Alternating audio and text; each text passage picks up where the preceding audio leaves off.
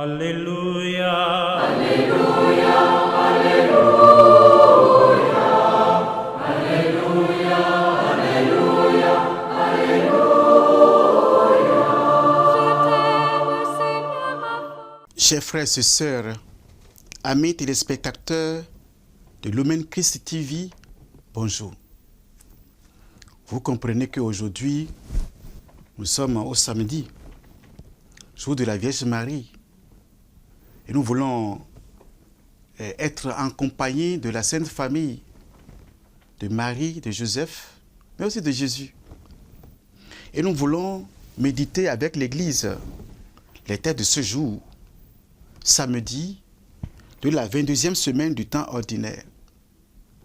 Et nous allons nous pencher davantage sur l'évangile de Saint Luc, chapitre 6, versets 1 à 5.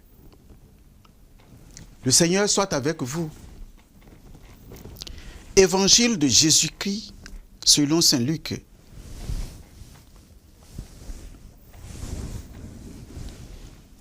Un jour de sabbat, Jésus traversait des champs de blé. Ses disciples arrachaient et mangeaient des épis, après les avoir froissés dans leurs mains. Des pharisiens lui dirent: « Pourquoi faites-vous ce qui n'est pas permis le jour du sabbat ?» Jésus leur répondit: « N'avez-vous pas lu ce que fit David un jour qu'il eut faim, lui et ses compagnons? Il entra dans la maison de Dieu, prit les pains de l'offrande, en mangea et en donna à ses compagnons, alors que les prêtres seuls ont la permission d'en manger. » Jésus leur disait encore: « Le Fils de l'homme est maître du sabbat. » Acclamons la parole de Dieu.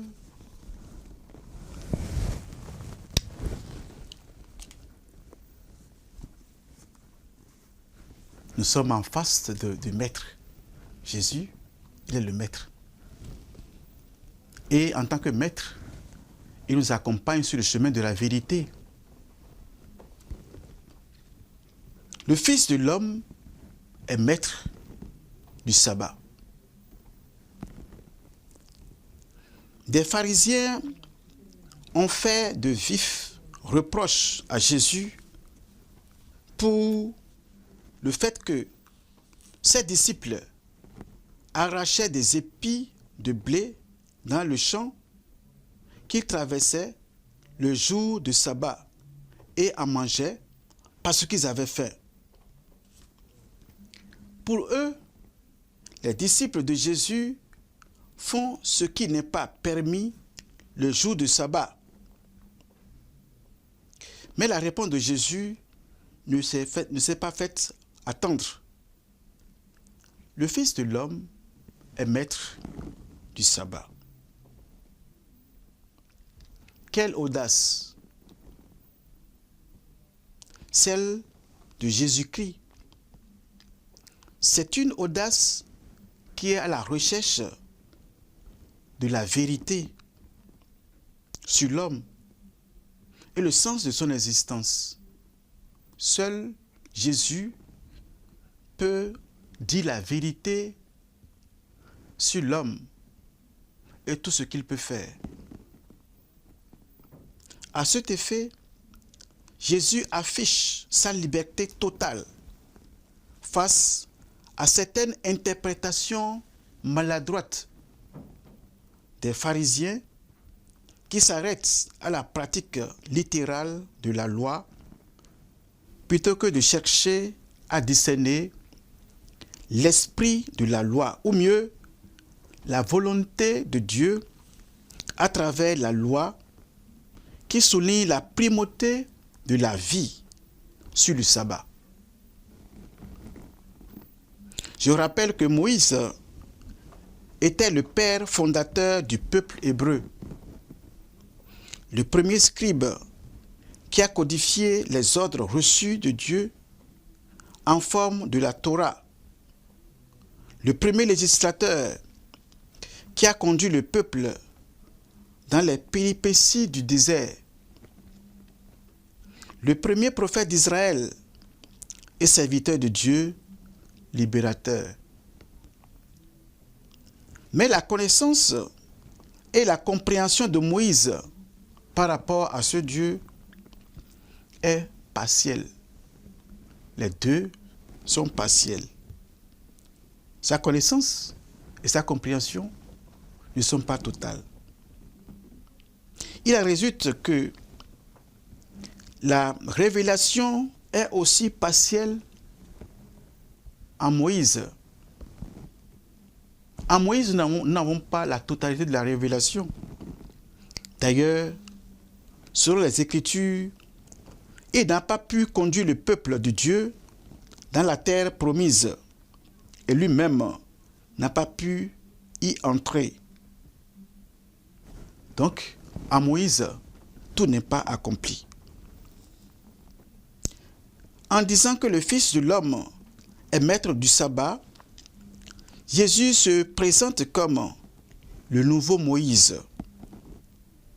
Par conséquent, il est le nouveau Père fondateur du nouveau peuple de Dieu, le nouveau scribe, le nouveau prophète, le nouveau serviteur de Dieu, le nouveau législateur de la Torah, qui a maintenant pour fondement l'amour dont la primauté est le respect, la protection et la défense de la vie. Donc le sabbat est fait pour sauver la vie.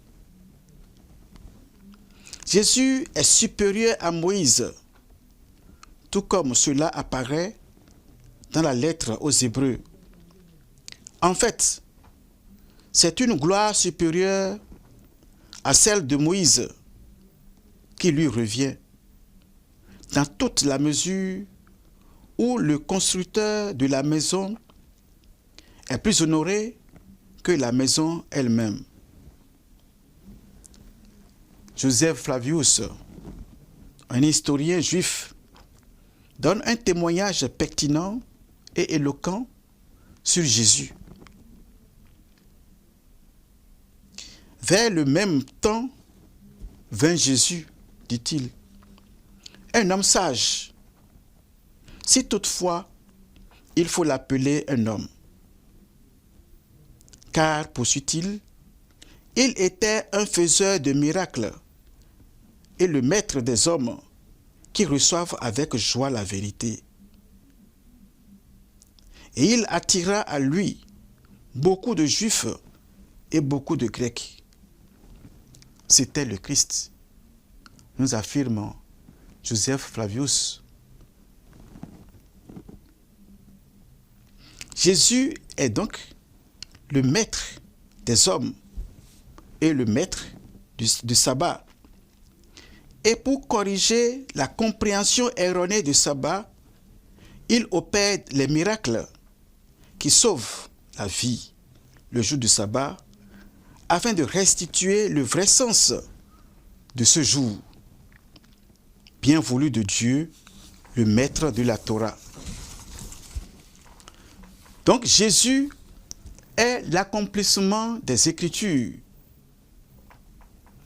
Après avoir, à bien des reprises et de bien des manières, parlé autrefois au Père dans les prophètes, Dieu, nous dit la lettre aux Hébreux, en période finale où nous sommes, nous a parlé à nous en un Fils qu'il a établi héritier de tout, par qui aussi il a créé les mondes.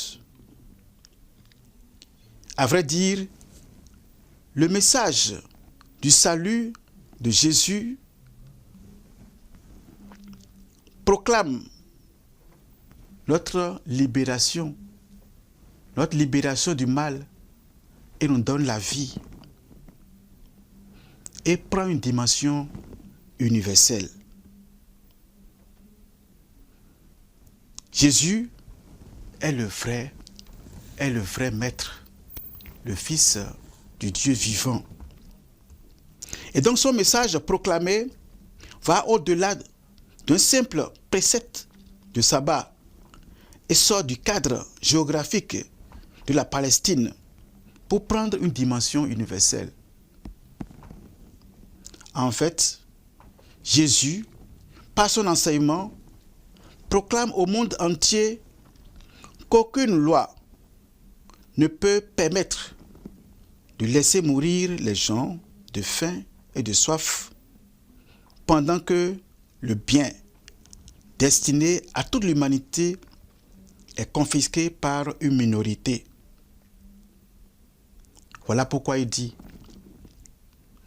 n'en avez-vous pas lu ce que fit David un jour qu'il a fait, lui et ses compagnons?